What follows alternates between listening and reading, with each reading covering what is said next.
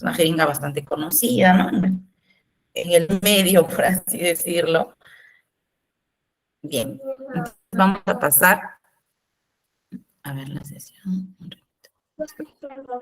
Para el día de hoy, nosotros básicamente, muy bien, para diagnosticar o descartar si es alergia a los medicamentos y hoy si es una pápula.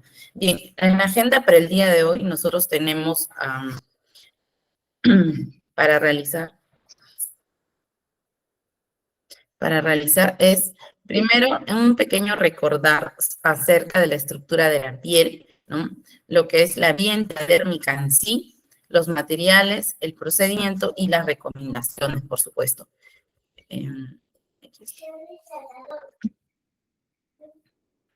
Para el objetivo del día de hoy es que ustedes, mis estimados, puedan comprender la importancia de la inyectoterapia por vía intradérmica, que lo puedan realizar de una forma segura y, por supuesto, sean capaces de asumir el reto de su administración, de la administración. Bien, aquí, por ejemplo, como les decía, vamos a recordar un poquito acerca de las capas de la piel, dado que obviamente nosotros en las vías de administración periféricas, es decir, ¿no? O también las que vamos a introducirlas dentro de, por ejemplo, de las venas, vamos a tener sí o sí que penetrar la piel, ¿no? Entonces es importante. Sí, mi estimada Joyce, ¿levantaste la manito? Ya. Bueno, entonces, les decía, ¿no? Vamos a tener que sí o sí administrar atravesando la barrera de la piel. Por ello es importante recordar que la piel también es un órgano, ¿no? Y tiene sus propias estructuras o sus propias partes. Para ello, un momento, ¿no? En las capas de la piel, por ejemplo, aquí está la estructura. Para lo que es el inyectable de vía intradérmica, nosotros lo vamos a colocar en la dermis. La epidermis es la parte de la piel más externa, es decir, la parte que nosotros podemos ver, ¿no? Es la parte que nosotros podemos ver, tocar. Sin embargo, inmediatamente, acá donde estoy señalando con verde, inmediatamente después de esta primera capa, continúa la dermis. La dermis es la capa de la piel que va a conferir el grosor de la piel. Y esta va a cambiar, obviamente, de acuerdo al lugar, ¿no? Del cuerpo. Por ejemplo, en lo que es la cara, la dermis o la piel en general es más delgada, ¿no? Si ustedes se dan cuenta, es bastante delgada. Sin embargo, hay áreas del cuerpo en las cuales son más gruesas. Ejemplo, las pantorrillas, la región glútea, u otras que son más duras, como por ejemplo los codos, ¿no? Entonces, la dermis, al ser la segunda capa, es en esta, aquí, justo aquí, donde nosotros vamos a administrar el medicamento por vía intradérmica. Por eso dice su nombre, ¿no? Intradérmica, dentro de la dermis, ¿no?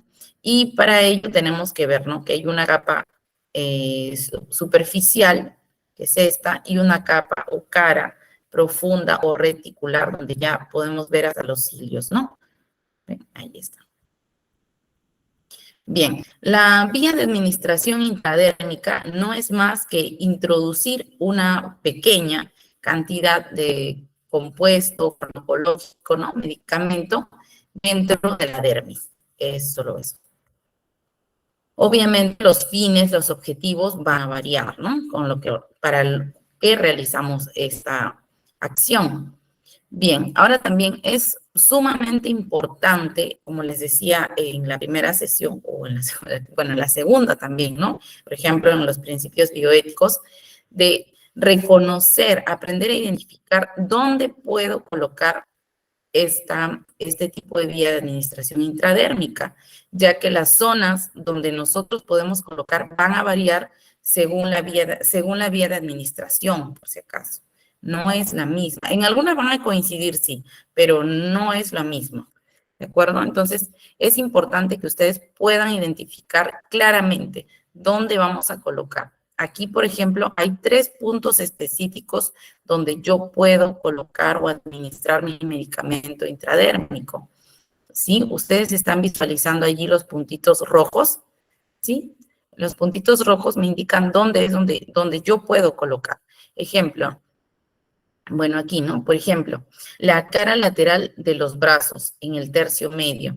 ¿Ven? Aquí, que es la más común, ¿no? Aquí, por ejemplo, se realizan las pruebas de reacción alérgica a medicamentos, se hace la prueba del PPD o la de tuberculina para ver si uno tiene, pues, lo que es el bacilo del Koch o está expuesto al bacilo de la tuberculosis.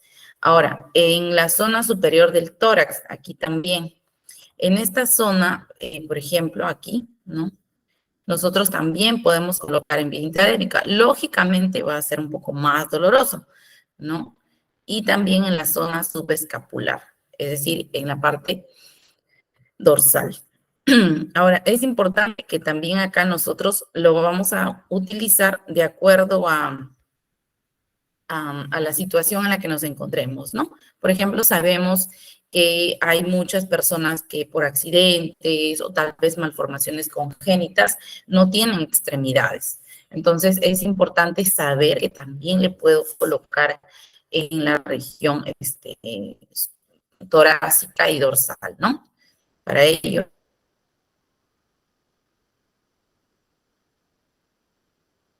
es importante saber o conocer esto. Bien, en lo que respecta al examen, bueno, a la administración ya en sí, esta va a tener sus propias indicaciones. Por ejemplo, algunos de sus usos más comunes son la prueba de sensibilidad, la prueba de Schick, que es una prueba también, es lo mismo, solamente que introducen un virus inactivo, ¿no?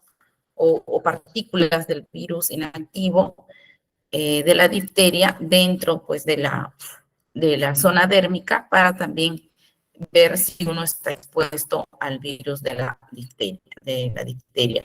Otro, tenemos la prueba del BPD o la de tuberculosis que les comentaba. Y por supuesto también la vacuna del BCG se administra en esa vía, ¿no? En el acromión, ¿no? Por eso los bebidos tienen esa marquita, ¿no? Que les hace, justamente se les introduce un virus, perdón, partículas del bacilo de Koch, ¿no? Para protegerlos de tuberculosis grave. Bien, aquí vamos a ver.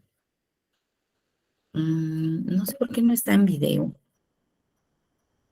A ver, un ratito. A corregir acá esto. Un ratito, un ratito.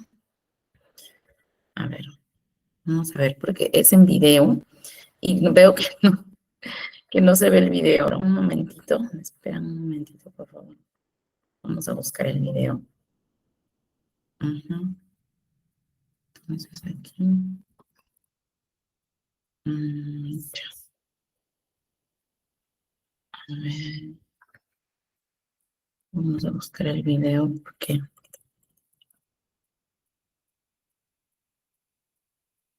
A ver aquí.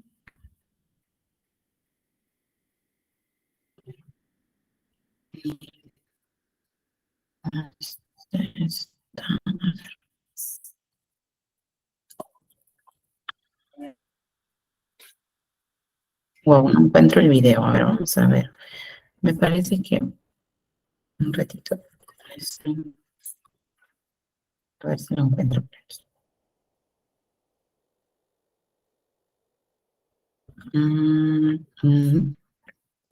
A ver.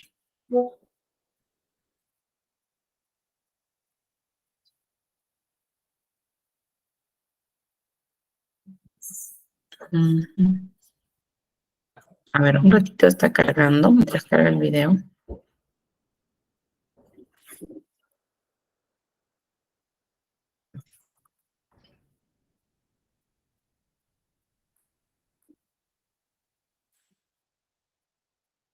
A ver, vamos a ver.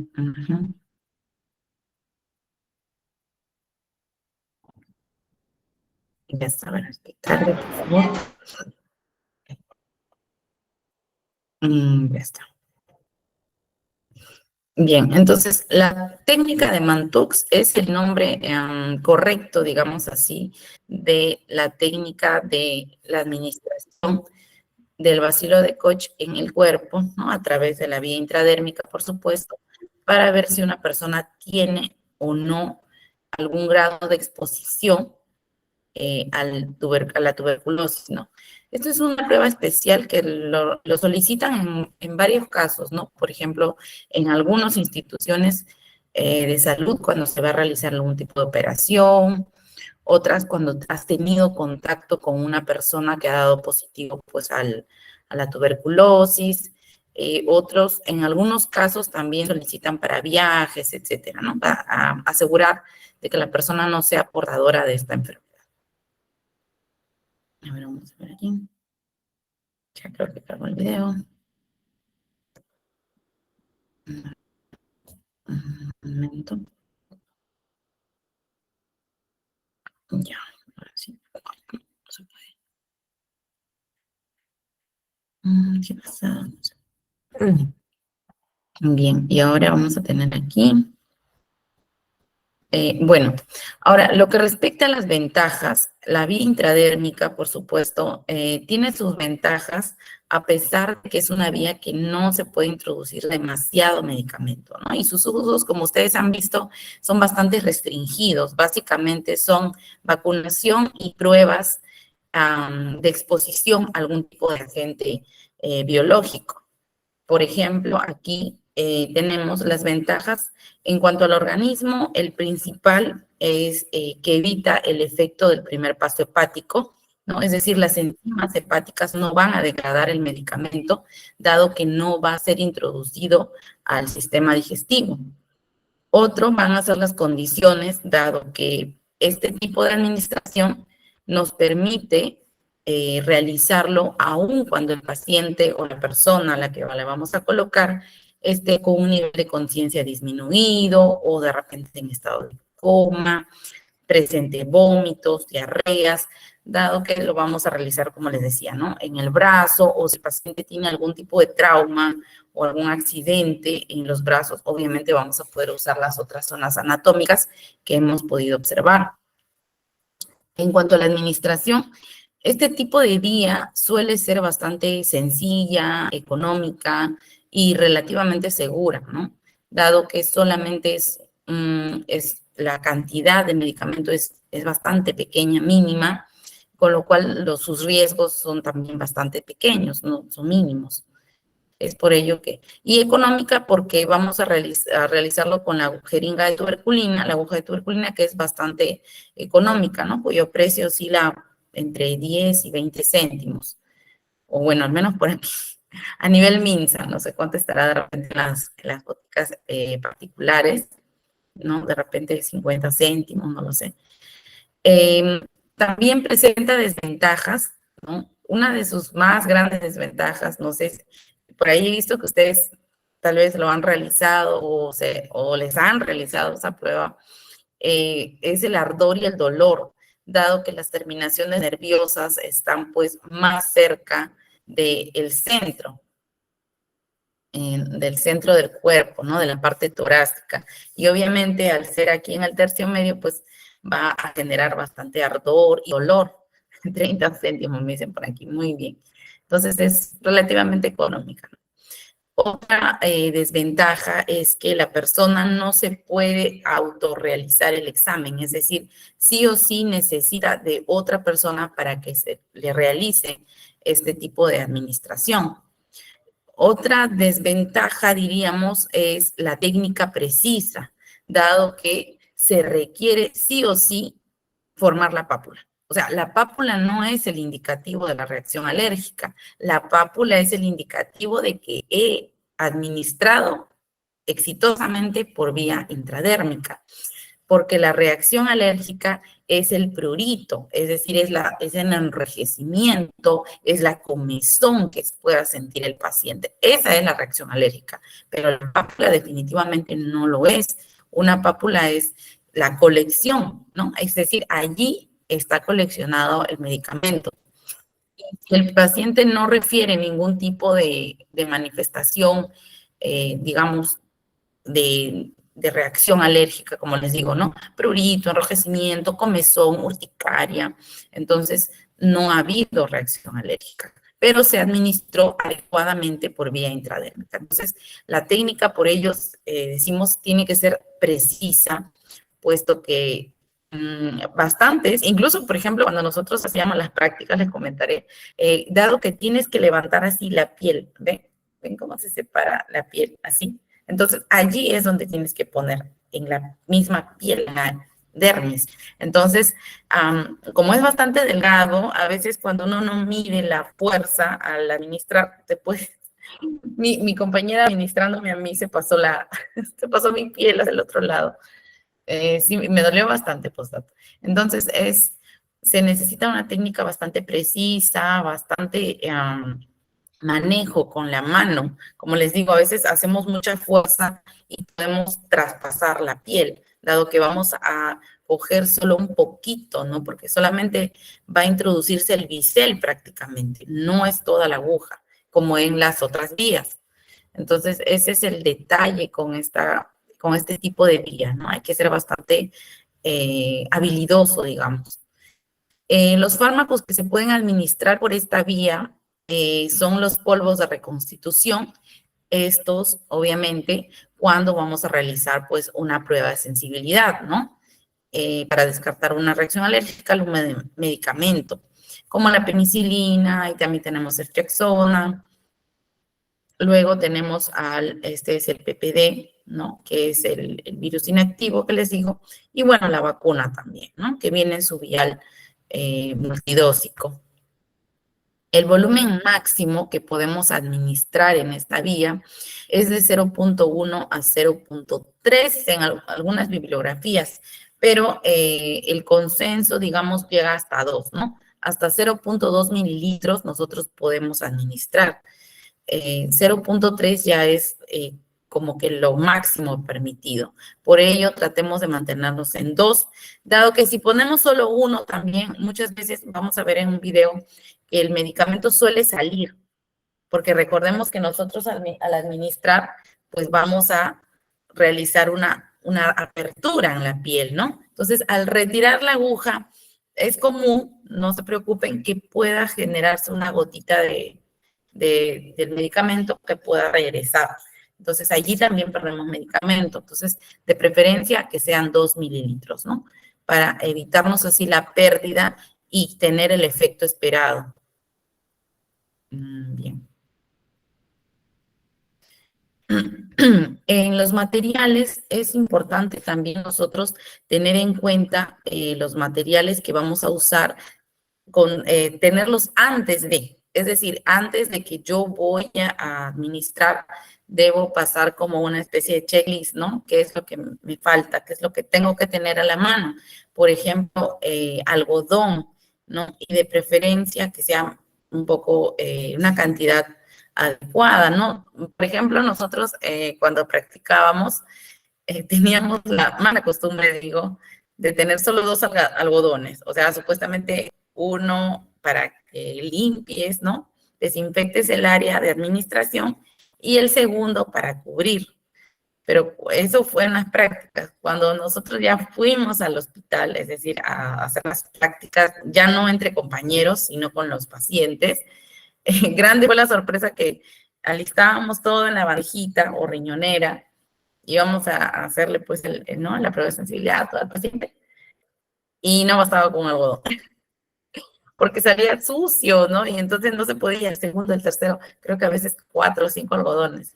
Entonces hay que tener una buena cantidad porque si nosotros vamos a realizar a personas que no conocemos en realidad y muchas veces su nivel de higiene de muchas personas, por X motivos, por supuesto, es bastante deficiente, ¿no?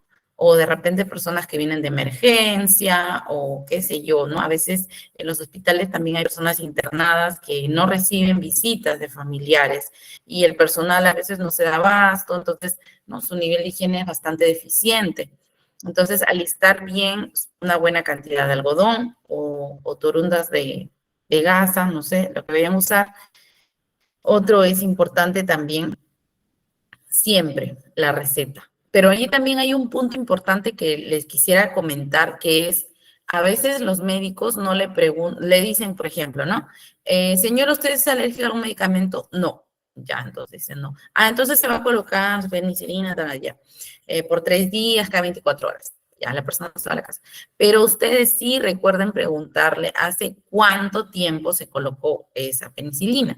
Si les dicen, me lo coloqué el año pasado, no hay problema. Pero si les dicen, ay, no me acuerdo, creo que fueron 5 o 7, desde 4 o 5 años, o sea, vuelvan a hacer por seguridad, ¿no? Obviamente, para aquellas personas, les digo esto, si ustedes, ejemplo, tienen un consultorio aparte, qué sé yo, recuerden que ese procedimiento ustedes se lo tienen que cobrar aparte, ¿no? O sea, primero consulten al paciente. Entonces, ustedes lo pueden ofertar como ejemplo. Si viene una persona, necesita ponerse ese medicamento, ustedes le pueden decir, mire, señora, por el tiempo que ha pasado, yo le recomendaría que usted se haga una prueba de sensibilidad, porque el organismo cambia. Y eso es, por ejemplo, ¿no? En la clase pasada uno de ustedes, de los participantes, nos comentaba que siempre se había puesto ese medicamento y le hacen la prueba y resulta que es alérgico. Y suele suceder porque el organismo, el cuerpo va cambiando, ¿no? Con el envejecimiento, como les decía, van a ir teniendo procesos en los cuales nuestro cuerpo va a ir cambiando. Entonces, ustedes le sugieren esto. Y si la persona accede, obviamente es otro procedimiento. ¿De acuerdo?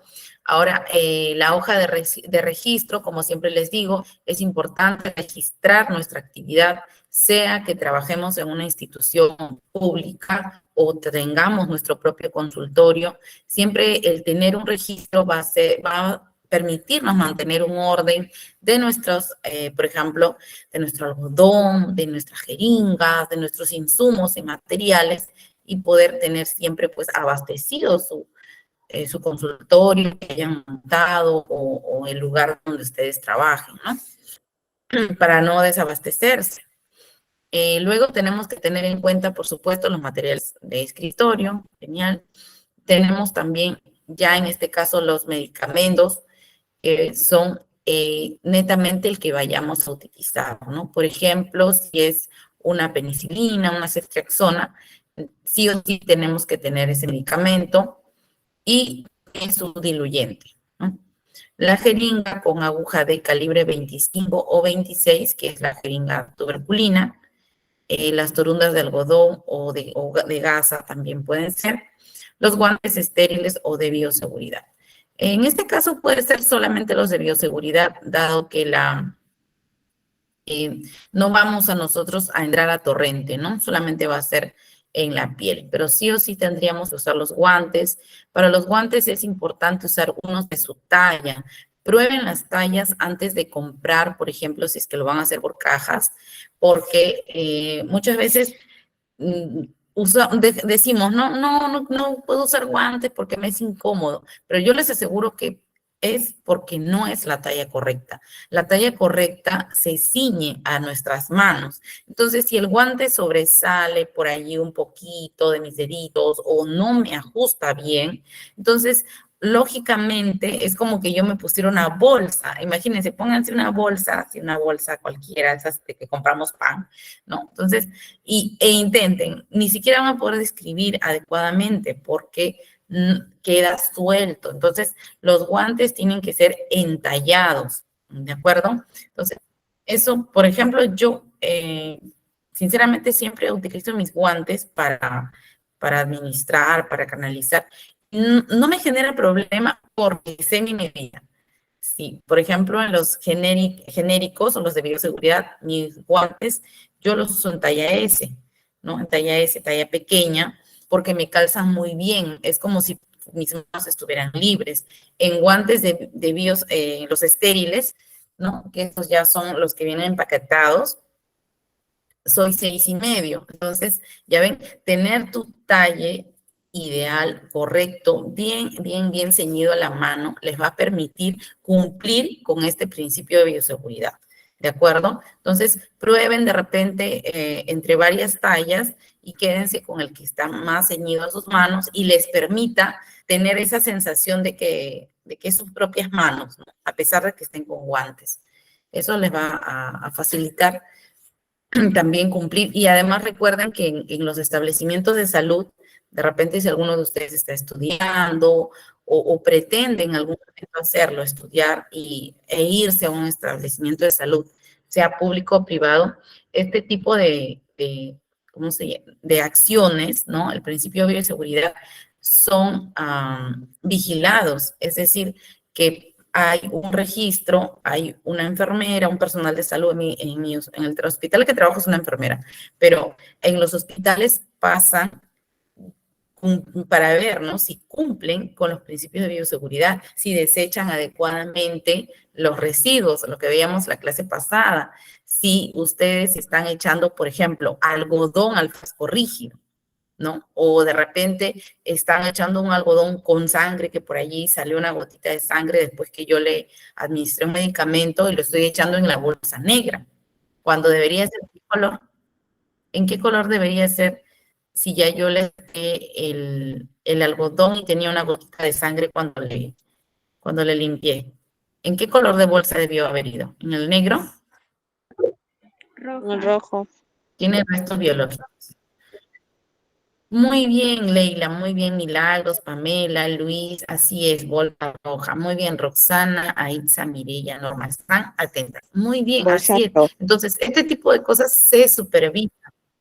Gracias, Urena. Así es, bolsa roja. Entonces, por eso es importante tener cuidado y tratar de acostumbrarnos. Yo sé que cuesta un poquito, porque sí, a mí también me costó, pero más me costó encontrar mi talla adecuada, como les digo.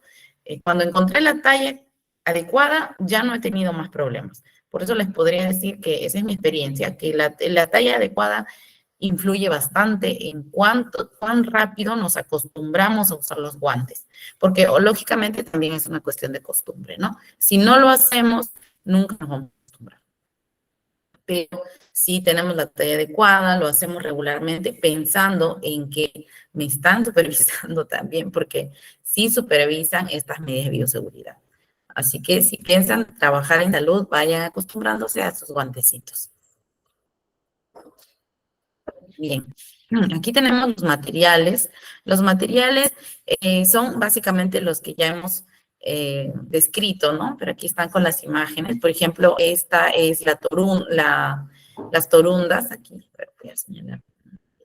Aquí están las torundas, ¿no? De algodón con su recipiente contenedor, que le llaman tambor, o puede ser también algún otro recipiente, que sea de preferencia de aluminio, ¿no? Porque el aluminio tiende a ser más fácil de limpiar y asimismo no se adhieren a su superficie microorganismos, bacterias, ¿no?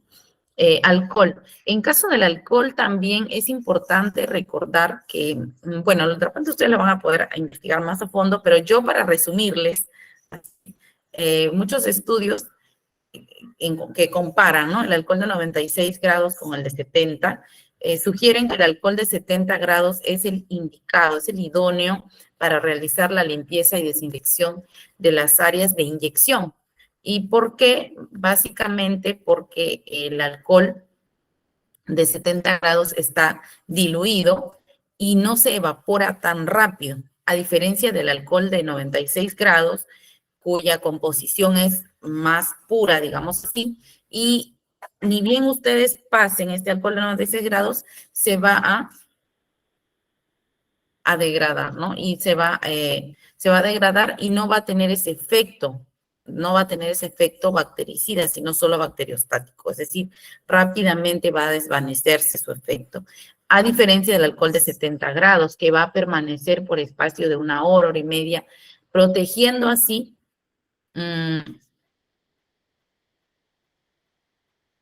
bien, el agua y el jabón sirven, por supuesto que son para desinfectar, sin embargo, recordemos que, por ejemplo, cuando nosotros vamos a poner un inyectable, sea de cualquier vía, nosotros no tenemos tanta accesibilidad a que el paciente le podamos lavar con agua y jabón.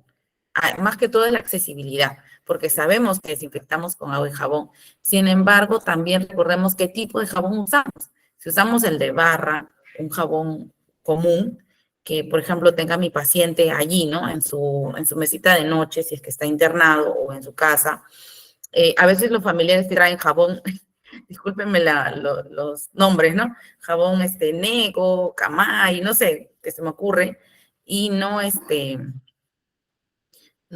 traen un jabón, por ejemplo, de pH neutro o no traen un jabón, pues, antibacterial. Entonces, eso también juega un papel en contra del paciente y de nosotros, porque si se infecta la incisión que hemos hecho, ya fuimos, ¿no? O sea, nos van a culpar. Entonces, de preferencia, yo les sugeriría, porque imagínense una escena, ustedes van a colocar un inyectable intramuscular en la región glútea. Su paciente, si está en modo ambulatorio, que usted sea el paciente y usted va a un consultorio y la enfermera, la persona que le ponga, le va a decir, le voy a lavar la pompa con agua y jabón. Usted no se va a dejar.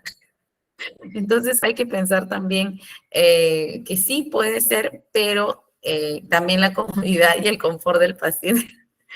Sí, causa gracia porque imagínense, o sea, imagínense, creo que no nos dejaríamos, ¿no? Bueno, al menos yo no me dejaría, no sé. Entonces, por ello usamos el alcohol de 70 grados, ¿de acuerdo? Tiene mayor eficacia con respecto a la limpieza y desinfección de un área específica de inyección, ¿de acuerdo? Pero sí es muy buena idea lo del agua y jabón, siempre y cuando sea accesible por el paciente y también para nosotros, ¿no?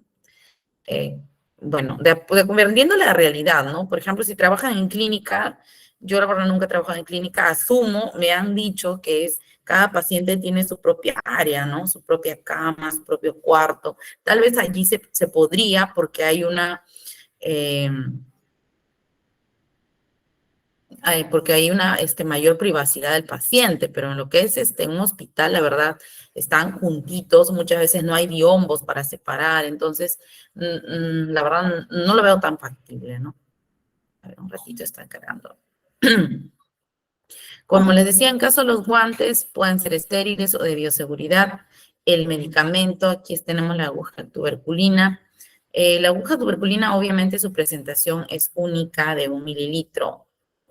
Ay, un momentito que no puedo, estoy tratando de cargar los mensajes, ¿ya? A ver, un momento, ahí está. Y bueno, esta es una bandejita que se llama riñonera, también es de aluminio, como les decía, pero pueden usar de otros modelos, ¿no? Hay modelo bandeja también, con tapa, o esta es la más práctica para llevar a administrar. Bien.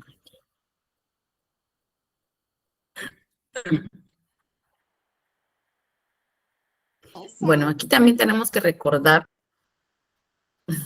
bebé, tenemos que recordar que para toda administración de medicamentos, es decir, para cualquier vía, pese a que vayamos a usar guantes, en este caso ya sería por nuestra seguridad también, tenemos que usar el lavado de manos, ¿no? Tenemos que realizarlo sí o sí. Bien, a ver. En este caso, por ejemplo, yo estoy, digamos, voy a administrar en mi casa, porque bueno, yo tengo un lugar adaptado para administrar medicamentos en mi casa. ¿Qué tipo de lavado de manos tendría que hacer yo antes de colocarme mis guantes? ¿O tendría que ser después? ¿Qué tipo de lavado de manos tendría que hacer? A ver, ¿qué tipo de lavados tendría que realizar para poder colocarme los guantes? ¿Clínico? Muy bien, clínico, así como dijimos, así diga yo, por ejemplo, no, pero yo estoy en mi casa, voy a administrar, yo no estoy en un establecimiento de salud, siempre, muy bien, clínico, así es, Joyce y Brenda, así es, el lavado de manos clínico, dado que voy a realizar un procedimiento sanitario, ¿no? Así no esté en un establecimiento de salud, puedo estar en la vivienda del paciente, ¿no? Por lo que es las A ver, un momentito, sigo buscando el video. Dado que es puede ser una visita domiciliaria, ¿no? De algún paciente. Tengo problemas para cargar los mensajes. Estimada Valeria, no sé si me puedes ayudar. ¿Tú logras visualizar los mensajes? No puedo, no sé qué ha pasado. Ayuda, por favor. No puedo visualizar. Ahora sí, ya, lavado de manos quirúrgico y clínico. El quirúrgico, mi estimada, es netamente para el área quirúrgica, valga la redundancia, es decir, cuando vamos a entrar a sala de operación, ¿no? En algunos casos también los realizan cuando son áreas o personas que tengan un grado de vulnerabilidad bastante alto, ¿no? Por ejemplo, personas, como les decía, ¿no? Con un sistema inmune deficiente, puede ser cáncer, puede ser VIH, ¿no? En fase SIDA también, tuberculosis avanzada o algunas otras enfermedades. O también la vejez avanzada, ¿no? Las personas, por ejemplo, de 90 años, también de 100 años, he tenido pacientes de 100 años, ya obviamente en ellos hay que realizar pues un lavado de manos tal vez un poco más específico, más que todo por protegerlos a ellos, ¿no? Dado que su sistema inmunológico obviamente es deficiente. Pero por lo general, es decir, en personas, digamos, por así decirlo, sanas, lo vamos a realizar. A ver, aquí si encuentro este centro muscular. Lo vamos a realizar, no hay ningún problema en el lavado clínico, ¿no? Pero vamos a ver, aquí estoy buscando el video. A ver.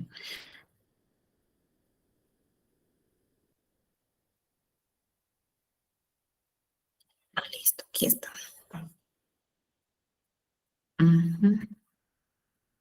Bien, a ver, voy a poner un videito para ver el... La administración de medicamentos vía intradérmica.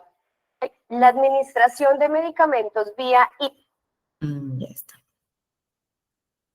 Bien, entonces, como bien ustedes han respondido, vamos a proceder obviamente a lo que es realizar el lavado de manos clínico y posterior a ello ya nosotros podemos calzarnos los guantes, colocarnos los guantes para realizar la administración. Aquí vamos a ver. Bien, entonces le voy a poner un videito, pero voy a ver si puedo compartirlo de aquí.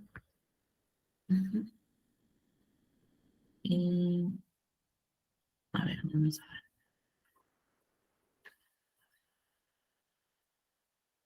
Una pestaña.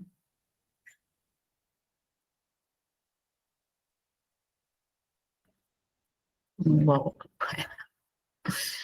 No sé qué ha pasado que no puedo presentar el video. A ver, un momentito ya. A ver.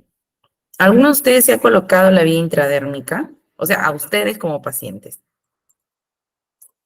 Sí, a ver, cuéntenos sus experiencias. ¿Duele o no duele? ¿Qué sintieron?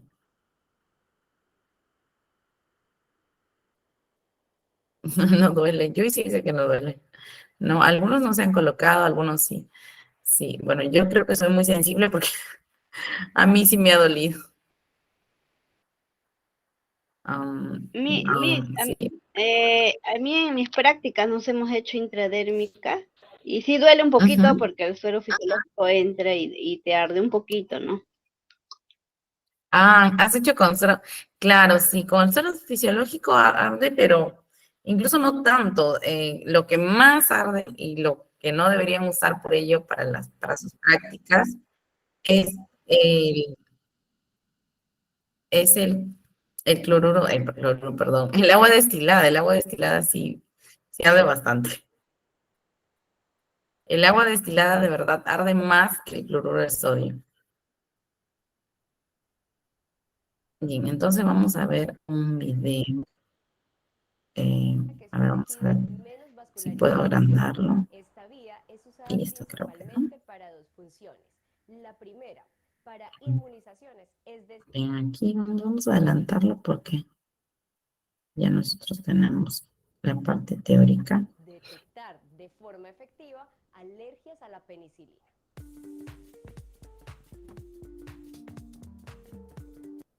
Vamos a ver dónde está. Directamente la administración, ¿no? Porque ya hemos visto las teorías. Bien, ahí nos lavamos las manos. Y aquí, es aquí.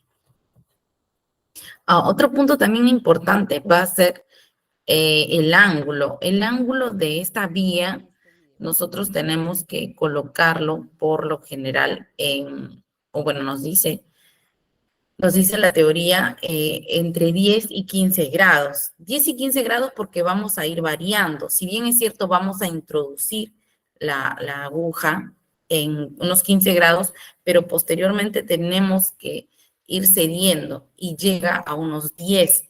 Entonces, por ello es de 10 a 15 grados. Así es, estimada Dita, en 15 grados. En 15 grados no dice la literatura, pero como les digo, otras literaturas y ya las que son más de enfoque práctico, ¿no? Porque no sabemos que en la teoría podemos decir muchas cosas, pero a la hora de la práctica, obviamente esto se distorsiona un poquito porque uno tiene que ver con la persona que va a administrar y dos, con el paciente. El paciente puede tener también, ¿no? Parte de que, ejemplo, se mueva, los brazos sea muy gordito. Por ejemplo, en los pacientes gorditos es un poco complicado la administración de medicamentos. Y yo diría por todas las vías, porque en caso del endovenoso, las venas no se notan muy bien, están cubiertas, ¿no?, de grasa. En lo que es la administración intradérmica, la piel también sufre alteraciones por el sobrepeso, por la obesidad. Entonces, va obviamente a complicar un poquito la administración. Entonces, es importante por eso recordar que podemos maniobrar, por así decirlo, entre 10 y 15 grados. Ahora voy a traer aquí una jeringa para enseñarles.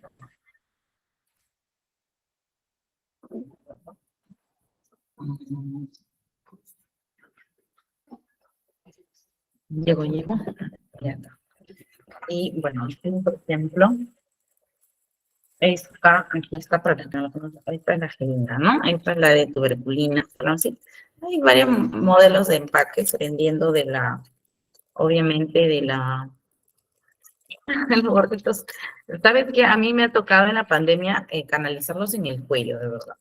En serio, no se podían. Los pacientes gorditos, lo que podrías hacer, ¿sabes, mi estimada? Obviamente ya de tu bolsillo, porque la institución no te la va a dar, pero te sirve mucho. Si en algún momento piensas colocar tu consultorio, adaptar tu casita, te va a servir mucho, o hacer a domicilio. Hay unas maquinitas especiales que son para detectar las venas. Y eso sí, infalible. Así el paciente esté gordito o por ahí que las venas estén muy profundas por el mismo sobrepeso, obesidad, te las va a detectar y te va a ser más fácil canalizarlo. Son unas maquinitas que son para detectar venas, como un escáner. Ahora no están tan caras. Primero, cuando recién se lanzaron hace como 2 o 3 años, sí estaban un poquito, pues, costosas, ¿no? Pero ahorita su precio ha disminuido bastante. No recuerdo bien, la última vez, a ver, que una colega se compró, a ver, ahorita te busco el nombre, ya una colega también último se compró esta maquinita porque, ay, no, sí, los gorditos son el terror de las enfermeras. El terror de las enfermeras por el tema de que las agujitas, si bien penetran, tienen tan profundas las venitas que no. Ella las encontró en Lima, mi estimada Adita, las encontró en Lima. Entonces, no sabría decirte en qué tienda. Espero para la próxima clase ver tener más datos. Voy a consultarle a mi colega, porque ella veo que la tiene. Yo como trabajo en un área más que todo con los adultitos mayores, la mayoría pues son tan delgaditos que rápidamente les encuentro las venitas. Casi no tengo adultos mayores en mi jurisdicción gorditos, muy pocos en realidad. A ver, escáner se llama, escáner venas periféricas, así, periféricas. venas.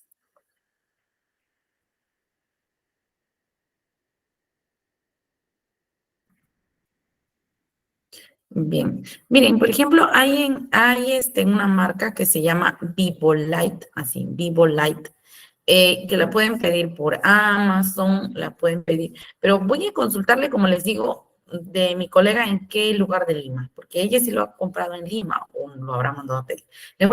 Pero así se llama, escáner o localizador de venas periféricas, así, tal cual. Sí, exactamente, sí, a veces no, y también nos da pena como personal de salud estar pinchándoles, a veces, como se dice, a la deriva, porque si bien a veces no se ve, tratamos de sentir, ¿no? Y estar pinchándoles es bastante doloroso también como personal de salud, ¿no? En la parte empática con nuestros pacientitos. Pero así se llama, escáner o localizador de venas periféricas, es un nombre. Y es de diferentes modelos, hay en circulitos, hay en especie de celular, y ustedes lo pasan, tiene como una especie de linterna, y se va a empezar a ver las venas, todas, ¿no? Entonces, pero tienen que diferenciar las venas de las arterias. Recuerden que las más superficiales son las venas, las arterias son las más profundas. No vayamos a estar pinchando venas. Sí, mi estimado Arnold. Esa máquina para ver las venas. Sí, esa maquinita, como te digo, voy a consultar a mi colega dónde la compró, pero sí existen, están en Amazon, sé que las traen del extranjero, pero en Perú no sé dónde las venden, pero sí están disponibles. Como les digo, ¿no? A veces hay que hacer una pequeña inversión como personal, porque nuestra institución obviamente no las va a acceder. Pero sí sería una buena idea, más aún si ustedes quieren trabajar de forma particular, ¿no? En la inyectoterapia, ya que con eso nos va a facilitar bastante, como bien dicen, la toma de las muestras y también, por supuesto, el canalizar, ¿no? Las venas periféricas. Bien, entonces vamos a darle play al videíto para que ustedes lo puedan visualizar. ¿Está? Aquí. A ver.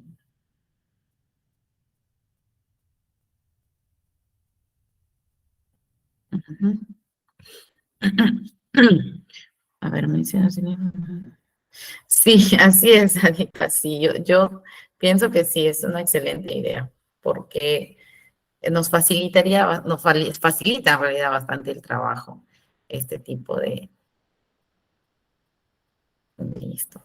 Bien, ahora sí, atentos a este videíto, aquí vamos a ver, yo sé que para muchos de ustedes un recordaris. Elegí el tercio medio del antebrazo. Entonces allí es el tercio medio de la. Utilizamos asepsia del sitio a funcionar con algodón o gasa y alcohol. Alcohol o En este algodón. caso estoy usando gasa. Pues vamos a. Lo más Es siempre importante recordar limpiar el centro del video hacia afuera, porque arrastramos, entre comillas, los microorganismos desde el área donde es el área principal donde vamos a inyectar hacia el exterior, ¿no?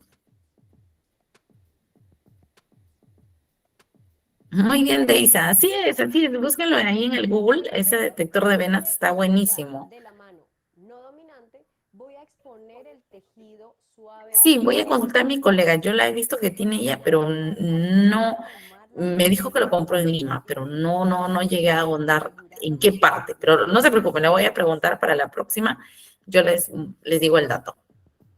Bien, allí justo quiero que observen, miren, cómo cogemos en 15 grados, allí está en 15, ¿ven? Entonces, también quiero que se fijen que no es toda la aguja, ¿sí? Es del bisel un poquito más abajo. Y luego, ven cómo se maniobra y baja un poquito a unos 12 grados aproximadamente, justamente para poder introducir el medicamento, ¿no? ¿Ven? Allí introduce. Coloca la torunda de algodón. Sí es, mi estimado William. Lamentablemente no nos dice la profundidad, ¿sí? De repente con el tiempo, ¿no? La tecnología avanza tan rápido. Bien, Ahora sí, vamos a repetir en la caneca. porque les voy a preguntar. De medicamentos, aplicar los 10 correctos. También Eh, por aquí. entonces vamos a Este escuchar. video para que lo tengan en cuenta. Elegimos el lugar a puncionar. En este caso elegí el tercio medio del antebrazo.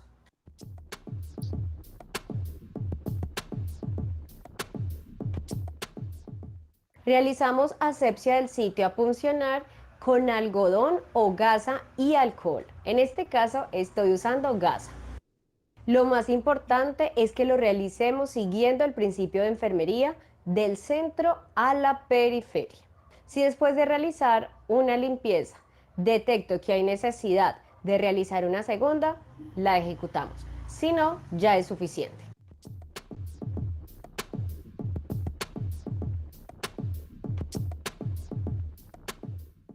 Con el dedo índice y pulgar de la mano no dominante, voy a exponer el tejido suavemente haciendo tensión. Con la mano dominante voy a tomar la jeringa que ya tiene el medicamento, que el bisel esté hacia arriba.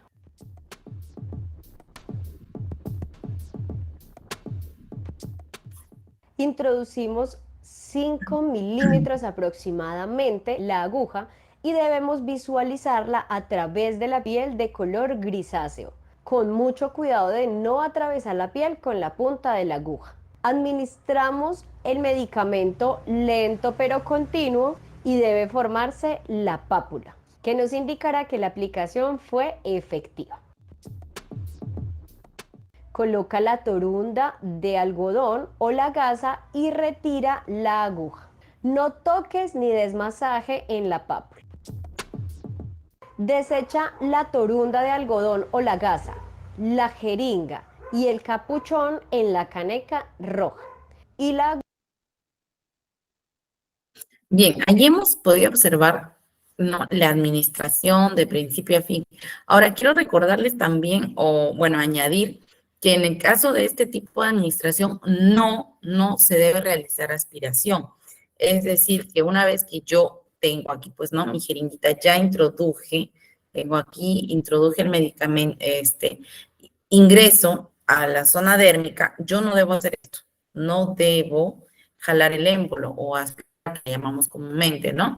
Porque en este caso yo podría dañar el tejido, ¿de acuerdo? Entonces, en la vía de administración intradérmica no se aspira, ¿de acuerdo? Solo tengo que asegurarme de que haya llegado pues hasta por lo menos aquí, ¿no? Que es básicamente 3/4 partes. Aquí, a ver, un cuarto. Dos cuartos, casi la mitad, no la mitad incluso, menos de la mitad de la puntita de mi jeringa tuberculina. Esta es la tuberculina, es bastante común, ¿no? Incluso así, sin agujita, la usamos para estatus convulsivos en niños menores de 2 años para administrar, pues, ¿no?, de forma rectal. Entonces, tiene bastantes usos esta jeringuita y luego ya con todo su capuchoncito. Es importante también recordarles que este procedimiento va a variar de acuerdo a la persona si es que es una prueba de reacción alérgica. Por ejemplo, en el caso del PPD o la de tuberculina, la de TBC, tenemos que esperar 72 horas, es decir, 3 días para saber si efectivamente el paciente tiene o no, el bacilo de Koch. 3 días, 72 horas. Sin embargo, en la prueba de sensibilidad de medicamentos, como por ejemplo antibióticos, ¿no?, ceftriaxona, gentamicina incluso, es casi momentánea, básicamente dependiendo del nivel de sensibilidad que tenga una persona. Esta puede variar de minutos, de 5 incluso, hasta 30 minutos, ¿no?, que nosotros debemos esperar.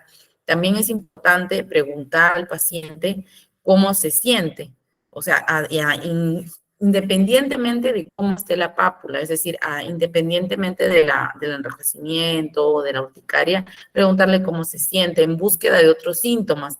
Puede ser que esté teniendo dolor de cabeza, náuseas, etcétera. Entonces, siempre pregunten al paciente también. No es solamente ya le hice la prueba y me voy a, no sé, a terminar de hacer la limpieza de allí, de mi área, y no le pregunto al paciente. Es importante recoger los datos clínicos como los síntomas, aparte de los signos que yo pueda visualizar. Es ahí la diferencia, ¿no? Los signos son los que yo puedo visualizar, los que yo puedo medir.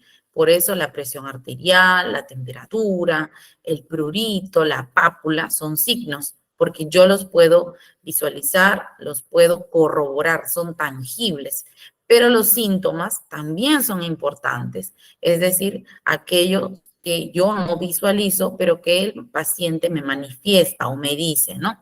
Entonces, es importante. Para una prueba de sensibilidad también es importante que ustedes tengan a la mano, o bueno, en caso yo se lo sugiero, que tengan a mano dispositivos de funciones vitales. Ejemplo, un saturador o pulsoxímetro, un tensiómetro, de preferencia el que es manual, ¿no? El esfigmomanómetro o aneroide.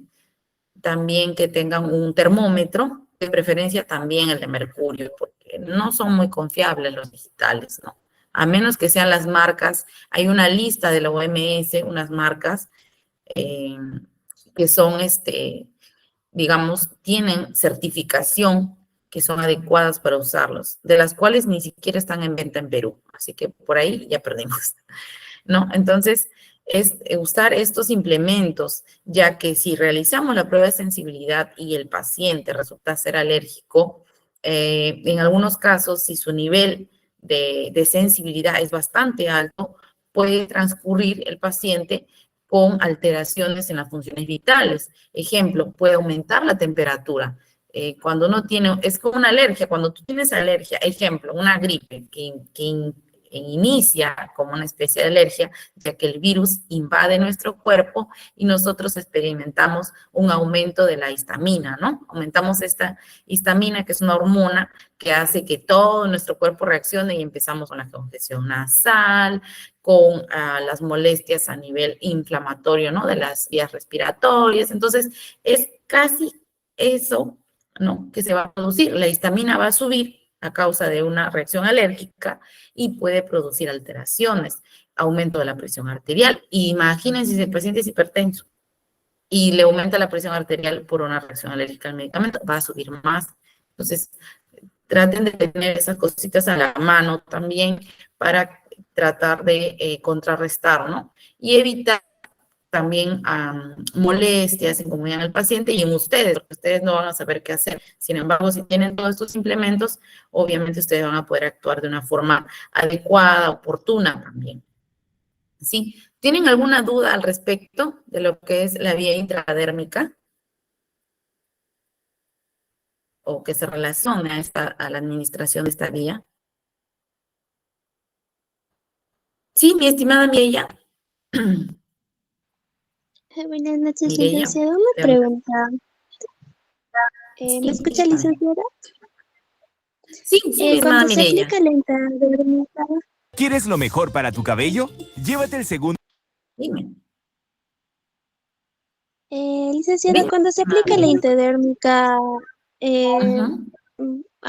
¿puede salir sangre o no es malo que salga sangre cuando se aplica?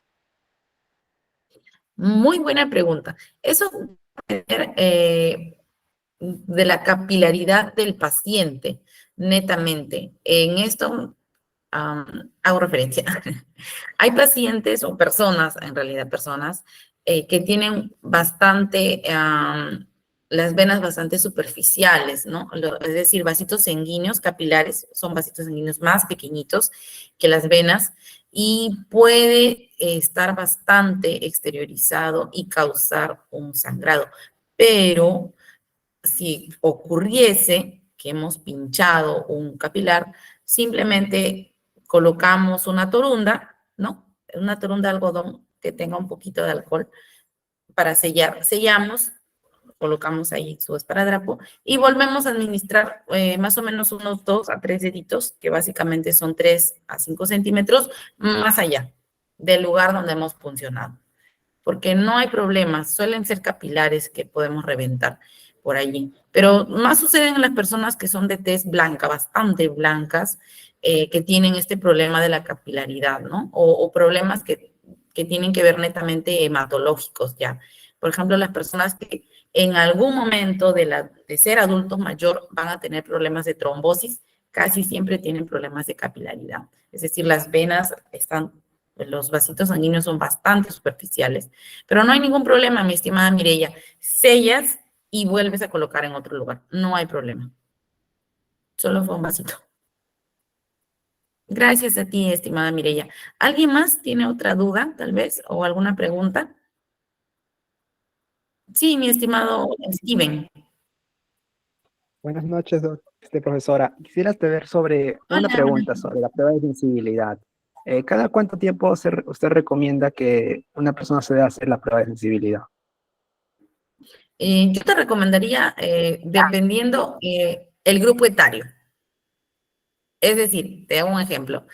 Si tú te has colocado, te viene un paciente de 30 años y te dice, no, yo cuando tenía, hace 5 años, entonces es otro grupo etario, ¿no? Ha cambiado de grupo etario. O sea, los signos de envejecimiento van apareciendo de 5 años en 5 años. Entonces yo te recomendaría que por lo menos en 5 años una persona se haga. Pero, ahí va el pero si ha pasado por un proceso como el COVID, que nos ha alterado pues el organismo de una forma bastante acelerada, yo te diría que cualquier persona que venga y te diga, no, el año pasado, hace 2 años, o en el COVID me pusieron, hazle la prueba, porque el COVID ha alterado bastante los organismos, ¿no? Y personas que hacen, ejemplo, mira, te doy un ejemplo, nada más es chiquitito. Tengo un familiar, un primo, que antes del COVID, él no era alérgico a penicilina, él se colocaba normal. Entonces, hace poco le han mandado a colocar penicilina, pasado el COVID ya, le mandaron a colocar penicilina. Cuando él antes se ponía, él tenía 18, 19 años, ahorita tiene 25, mira, ha pasado un poquito de tiempo, y se colocó el medicamento, todo parecía ir normal, la primera dosis, primer día, pero empezó a tener bastantes erupciones cutáneas. Por eso que les digo que las reacciones alérgicas son diferentes en cada persona. No siempre van a cursar con hipotensión, con parada cardíaca, no. A veces pueden ser leves, pero que en el tiempo se van a convertir en graves, ¿no? Entonces a mi primo le empezó a salir todas estas erupciones cutáneas a nivel torácico y incluso hasta la región del cuello, pero por aquí un poquito más en la región torácica. Perdón. Y a la segunda dosis, le empieza a salir por la cara. No se dio cuenta y normal, ¿no? Dejó que pasara ya las 2 dosis, solo le mandaron 2 dosis. A los 3 o 4 meses tuvo el mismo episodio de una especie de neumonía, le vuelven a mandar, pero ya por 3 días. Entonces ya no había rastros casi de esta erupción cutánea que le había salido. Le vuelven a enviar y en la tercera dosis, no, ahí sí se le bajó la presión, las erupciones cutáneas salieron, pero ya como vesículas. Vesículas son como ampollas, mejor dicho. Entonces, por eso yo te aconsejaría que después del COVID, casi a la mayoría de personas, más aún si han tenido algún problema, el mismo COVID o han tenido problemas que afecten el sistema inmune, como por ejemplo neumonía, tengan diabetes, hipertensión arterial, y hace 3 años no se colocan ese antibiótico, vuélveles a hacer, mi estimado, porque de verdad que yo ahorita estoy viendo bastantes pacientes que hasta ellos mismos me dicen, pero señorita, no, yo, bueno, señorita te dicen los pacientitos, no era alérgico y se sorprenden. Entonces, de 3 años, mi estimado, para los que tienen algún tipo de alteración o de algún tipo de enfermedad que altere el sistema inmunológico, diabetes, hipertensión, cursen con asma, neumonías, ¿no? Hayan tenido TB, etcétera. Para los que no tienen ese problema, esa enfermedad o son más jóvenes, aplícales, digamos, en 5 años. Esa sería mi recomendación para ti, por lo mismo que veo estos pacientitos, ¿no? En el hospital. Bien, no sé si quedó claro, mi estimado, o tienes alguna otra duda. No, sí, profesor, gracias, muchas gracias. Me quedó claro. Gracias a ti, estimado Steven. Deisa, ¿tienes alguna consulta o algo que podamos resolver en grupo? ¿Sí, Deisa? Sí, sí, licenciada, buenas noches. Una consulta. Por ejemplo, para hacer ese descarte, ¿no? Si es que somos Ujú. alérgicos o no, ¿necesariamente tenemos que visitar al doctor para que nos dé una orden? ¿O nosotros podemos ir a cualquier laboratorio y simplemente pedir para que nos hagan? Sí, sí puedes solicitarlo, te puedes acercar a los tópicos. Si vas a una clínica, no sé cuánto te costará. Si vas a un establecimiento de salud, tú puedes solicitar la prueba en el área de tópico, los tópicos de enfermería, así se llaman a nivel nacional. Entonces, ahí puedes solicitar. Y básicamente está, si mal no recuerdo, dependiendo el establecimiento, entre 3 y 7 soles. Y ya ahí obviamente especificas, ¿no? ¿Qué medicamento? Sí, no hay problema, te lo puedes realizar. También hay establecimientos particulares que realizan, ¿no? La prueba de sensibilidad o descartar reacción alérgica a, no sé, ceftriaxona, penicilina, gentamicina, que también son antibióticos. No hay problema, los puedes solicitar sin orden médica. Ajá, sí, estimadita, de 3 a 7 soles, ¿no? Pero hay centros que, por ejemplo, aquí hay un centro de salud que está más caro que el mismo hospital, no sé a qué se deba, pero oscila en ese precio, ¿no? Entre 3 a 7 soles. Pero sí, 3 soles es aquí en el hospital de trabajo también está 3. Pero como les digo, en el centro que está dentro de la jurisdicción está 7. No sé cuál será la diferencia, pero ese sí el costo. Sí, mi estimada. A ver, ¿alguna otra consulta, tal vez?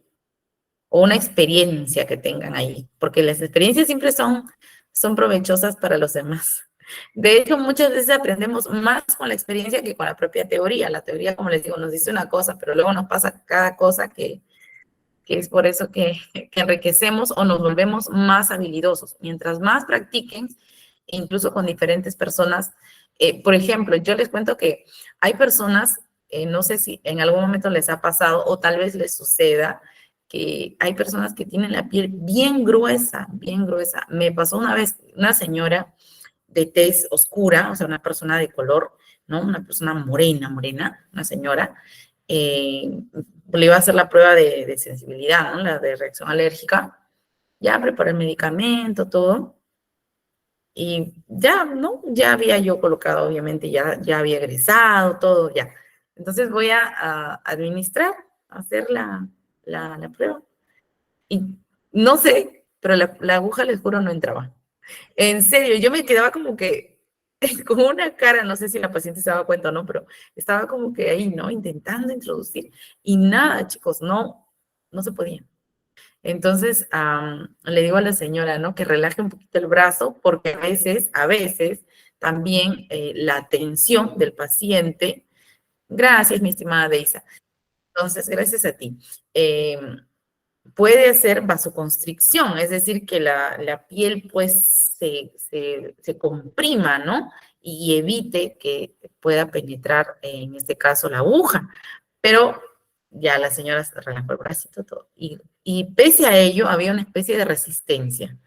Y bueno, luego también yo dije, no, pero que algo raro, ¿no? O sea, ¿cómo un paciente puede tener esa condición?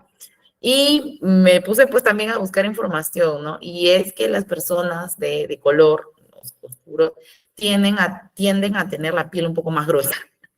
Solo era eso, ¿no? Pero yo pues me quedé como que con el susto, dije, Dios mío, ¿qué está pasando aquí? ¿Por qué no entraba? Tuve que usar otra aguja, obviamente, porque ya pues no se podía introducir de nuevo, estaba bastante duro.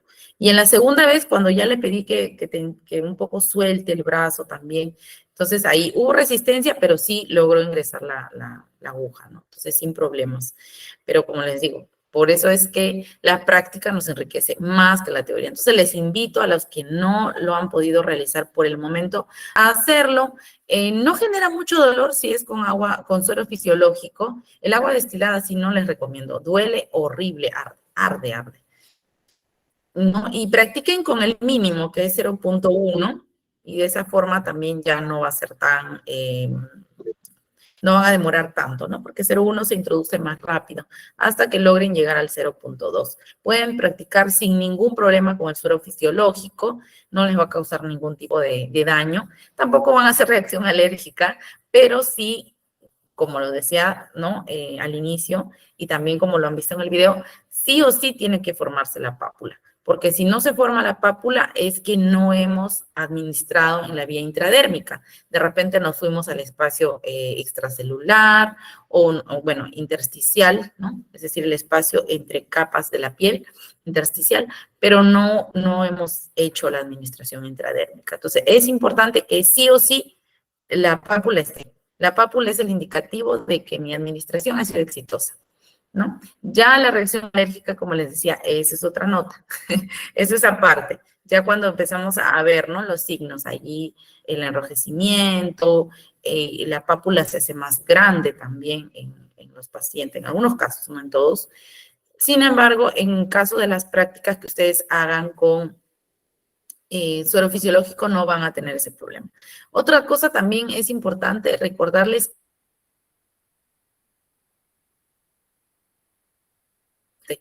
Es decir, si el paciente viene con una ceftriaxona, yo le tengo que sacar de allí. De los 5 mililitros que he diluido, es que yo voy a retirar 0.2. Con ese le hago, tapo el vial, ¿no? Con una turundita, con un poquito de alcohol, tapo el vial o el vial que yo, pues, tengo, es decir, el frasquito de ceftriaxona, con los 4.7 mililitros que restan y lo homogeneizo un poco, lo dejo allí un momento a temperatura ambiente, no hay problema porque solamente van a ser 5 o 10 minutos.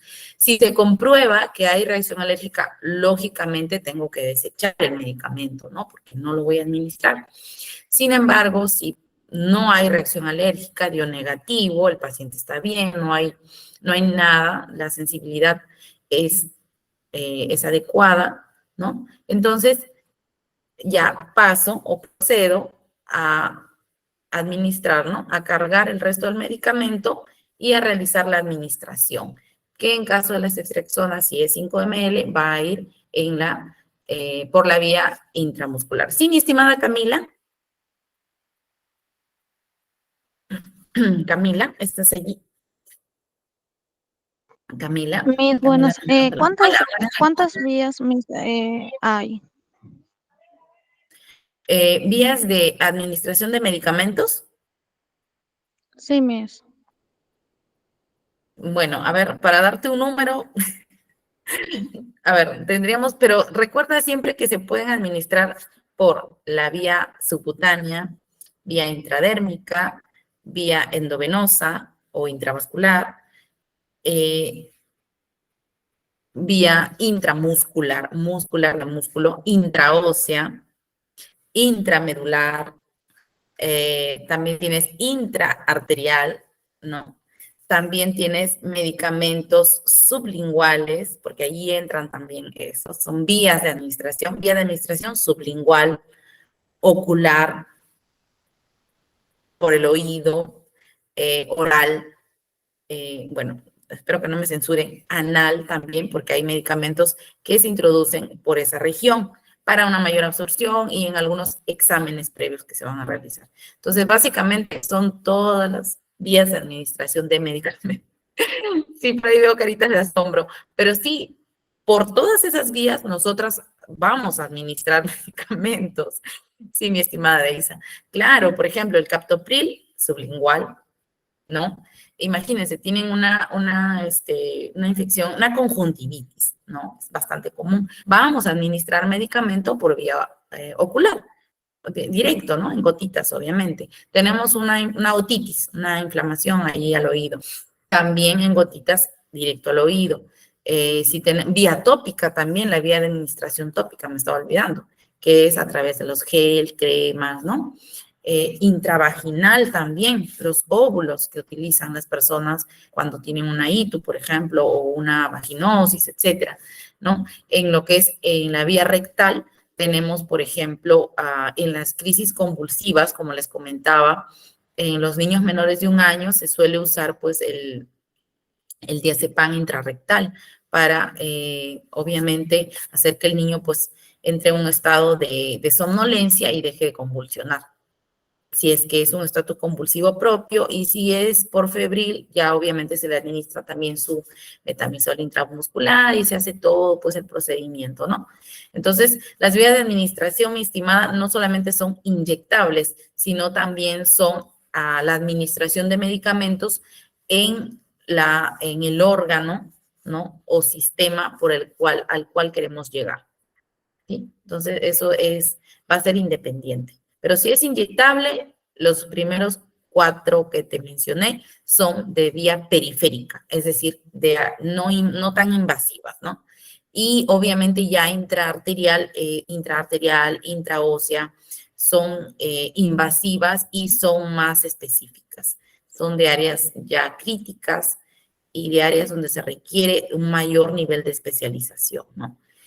Pero se puede introducir medicamentos casi por todo, cualquier apertura biológica, así para sonar más bonito, ¿no? Cualquier apertura biológica siempre va a servir de vía de administración, ¿sí? Entonces, no sé si respondí a tu pregunta, mi estimada Camila, o tienes alguna otra duda.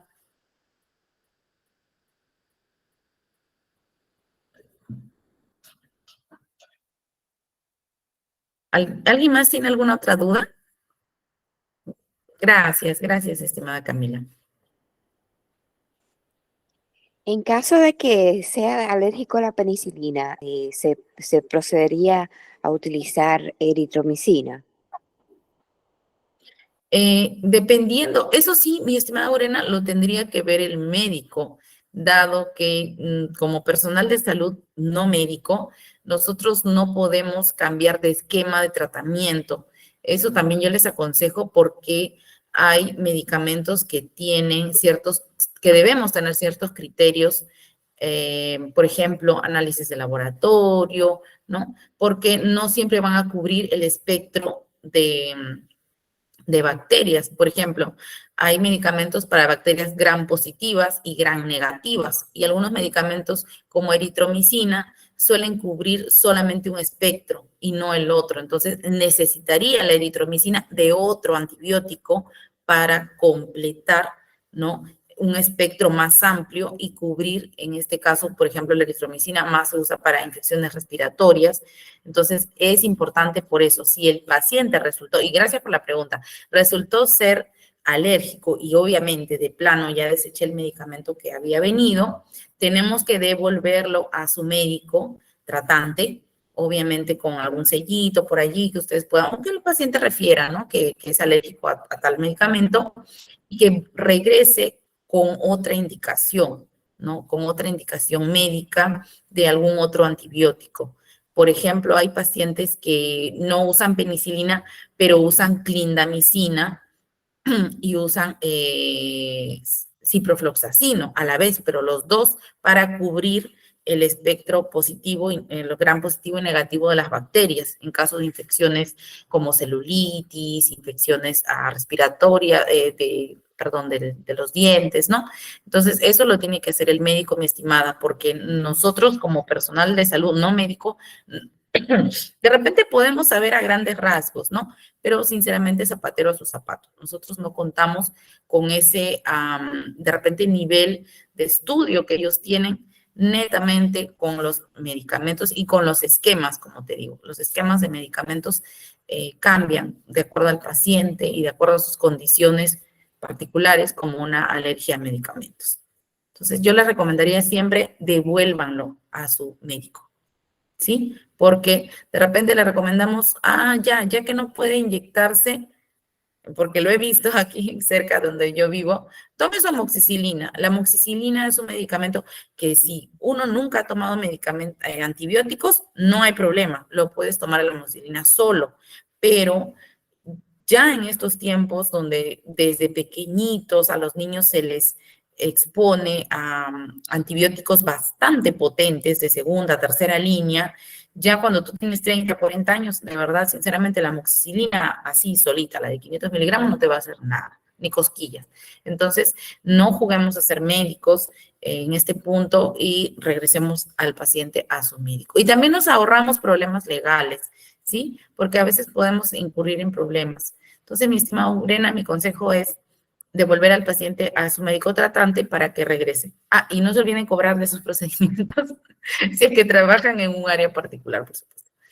Sí, así, no, porque en un grupo anterior no me dicen, pero licenciada, no me querían pagar porque como es alérgico y ya no usamos el medicamento, ya no me querían pagar. Pero recuerden que igual es un procedimiento.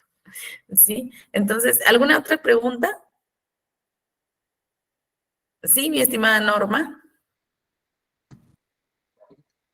Una pregunta. Sí, dígame. Si en el caso que reacciona alérgicamente cuando le hago esa prueba de reacción, ¿se le tiene que dar algún medicamento o así solito se le va a pasar? Porque no ves que todos modos tuvo una reacción alérgica. Muy buena pregunta, mi estimada Carol. Eso va a depender, mi estimada, del nivel de reacción que haya tenido. Si ha tenido una reacción alérgica que solo ha quedado en la parte dérmica, es decir, que ha tenido urticaria, enrojecimiento, prurito. Pruritos son como pequeñas bolitas que quedan por la misma comezón. Entonces, si ha tenido este nivel de reacción alérgica, podemos optar por dos vías. Una, dejarlo así y que se le pase por sí solo, porque ha sido leve. O dos, también podemos darle clorfenamina. Si es que no tiene reacción, también si no tiene alergia. Le preguntamos, ¿usted alguna vez ha tomado clorfenamina? Dice sí, le podemos indicar, no hay problema, que tome clorfenamina de 10 miligramos y, de 4. Me estoy confundiendo con la loratadina. Si es que nunca ha tomado clorfenamina, puede usar loratadina también, o cetiricina también, o incluso betametasona en crema, también pueden usarlo. La betametasona es un corticoide y también va a hacer que desaparezca rápidamente si solo fue a nivel de la piel. Ahora, si el paciente ha presentado síntomas como alza térmica, sí, mi estimada Itzan, pueden usar betametasona en crema, que es el más genérico, o si no, también estos compuestos que tienen betametasona más, tienen a veces un compuesto, pero no, la amoxicilina sí es un derivado, sin embargo, al ser de vía oral, a veces no causa una reacción alérgica porque pasa por el primer paso hepático. Esa es la diferencia. Por eso es que a veces la persona es alérgica a la penicilina, pero normal puede tomar amoxicilina. Por ello, siempre recordemos enviarlo de regreso a su médico. No se olviden eso, regresarlo. Sí, es por el paso hepático. En cambio, por intramuscular va a llegar más rápido al torrente sanguíneo que cuando lo damos por vía oral, que va a pasar por todas las enzimas digestivas, pancreáticas, hepáticas. Bien, respondiendo a la pregunta de mi estimada Carol, si vemos que ha presentado alza térmica, alteración de la frecuencia cardíaca, ¿no? El paciente está agitado, sí sería conveniente darle, ¿no? Loratadina, yo con mi loratadina, clorfenamina y dexametasona, ¿no? Para disminuir esta reacción alérgica. Y con eso ya probablemente esté mejor, probablemente. Porque, pero tenemos que ver, si fue leve, como les digo, con clorfenamina y dexametasona va a estar bien.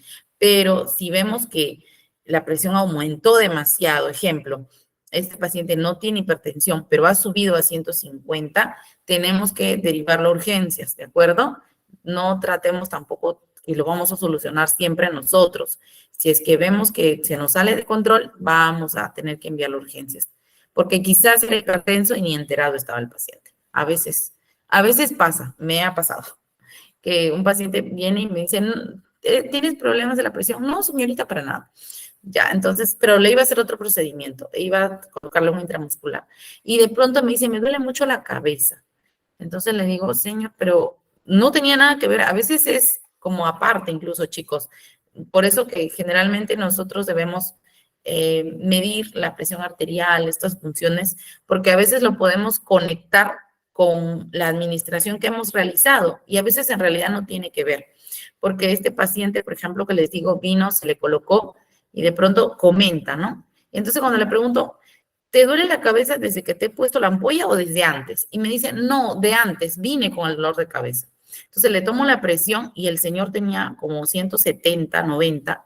Y le digo, señor, pero usted ya le había preguntado, ¿no? Le había dicho que no tenía problemas de la presión. Y le digo, ¿estás seguro que nunca le han dicho que tiene problemas? No. ¿Y le duele la cabeza siempre? Sí, me duele la cabeza. Yo le pregunto, ¿no? ¿Tiene problemas como que escuchar a ruidos? Ah, sí, siempre escucho como unos ruiditos, como un pitido. ¿Y le da mareo? Sí, también, cuando me duele la cabeza. Y siento que mis ojos me arden. Entonces, obviamente el señor tenía todos los signos y síntomas de ser hipertenso, pero el pobre pues ni enterado estaba.